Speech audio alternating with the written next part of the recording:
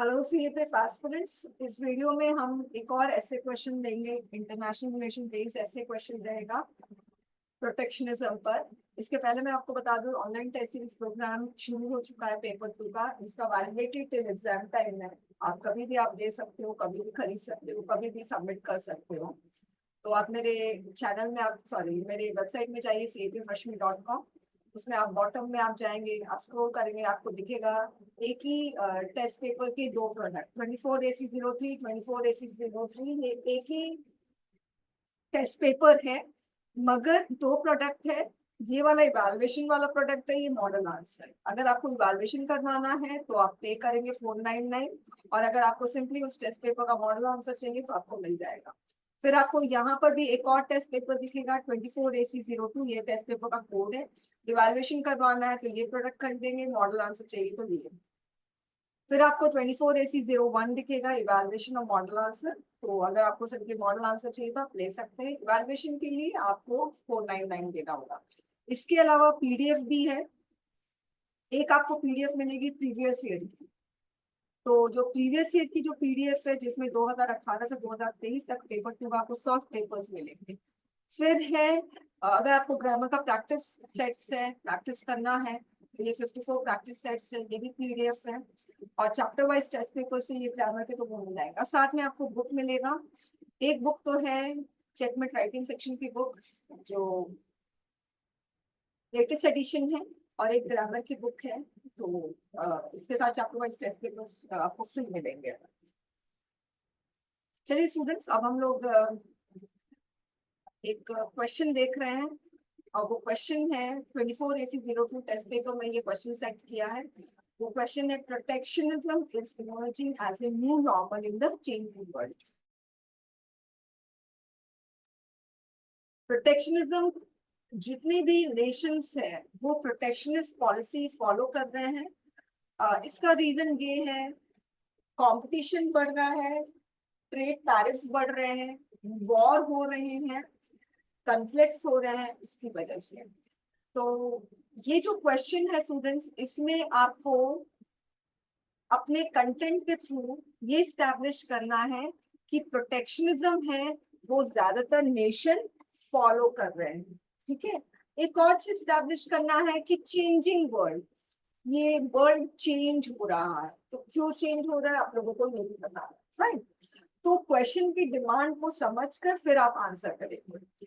तो मैंने प्रोटेक्शनिज्म से, ऑब्वियसली प्रोटेक्शनिज्म बहुत कंट्रीज फॉलो कर रहे हैं, तो मगर मैंने इससे ऑब्वियसली मैं शुरू नहीं करूंगी। मैं इसके बारे में मैं सेकंड पैराग्राफ से शुरू करूंगी।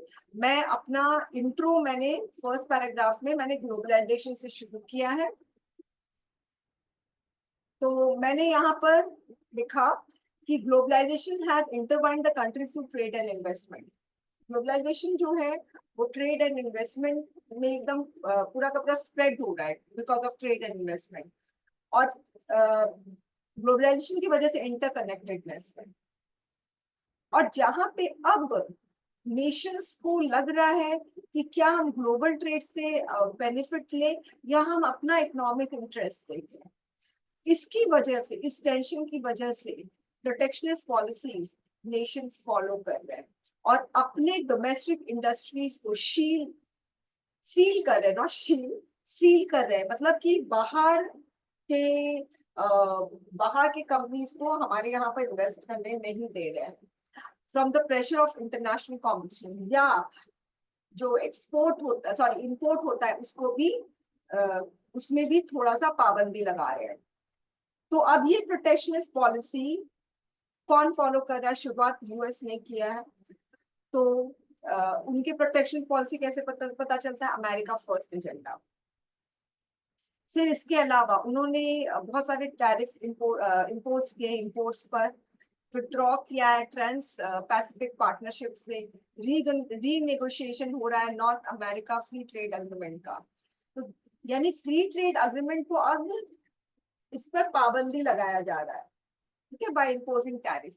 These actions were aimed at reducing the US trade deficit, यानी अपने इंडस्ट्रीज को प्रोटेक्ट करना है, अपना नेशन को सबसे पहले देखना है। तो ट्रेड डेफिसिट को रिड्यूस करने के लिए और फिर से कंट्री में मैन्युफैक्चरिंग जॉब को लेकर आने के लिए। अब अमेरिका ने प्रोटेक्शनिज्म फॉलो किया है, उसकी वजह से बाकी कंट्रीज भी फॉलो किए, जैसे India. India retaliated against Trump steel and aluminium tariff by imposing its own tariff on US imports. China ने क्या किया है? चाइना ने भी इम्पोज किया है regulatory hurdles, product standard, licensing requirement to restrict imports from the United States. These barriers can make it more difficult and costly for American companies to access the Chinese market, thereby protecting domestic industries from foreign competition. China has even imposed market barrier for European goods. अब रही बात European countries की, तो उन्होंने China के लिए तो अपना ट्रेड को ओपन किया हुआ है, मगर कुछ प्रोटेक्शनिस्ट मेजर्स उन्होंने इम्पोज किया, जैसे international procurement instrument, foreign subsidies regulation that will help European Union defend its interests in case of trade distortion and unfair competition.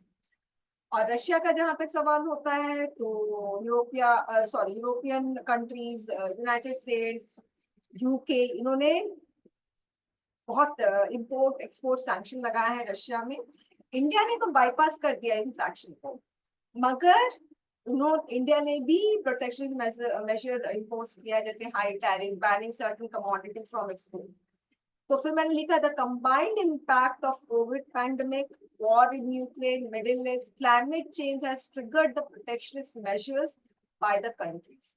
However, there is an urgent need to seek new forms of cooperation because it is threatening the open and inclusive trading ecosystem, a critical priority in promoting economic growth and prosperity. तो इस तरह से मैंने conclude किया है कि protection major countries follow कर रहे हैं, मगर न्यू फॉर्म ऑफ कॉपरेशन की जरूरत। फाइन, आई होप ये वाला आपको ऐसे अच्छा लगा होगा। और अगर आप लोगों को इसकी पीडीएफ चाहिए तो आप लोग CAPFreshman.com में 24 A602 मॉडल आंसर आप ले सकते हो, आपको ये पीडीएफ मिल जाएगा। Thank you very much.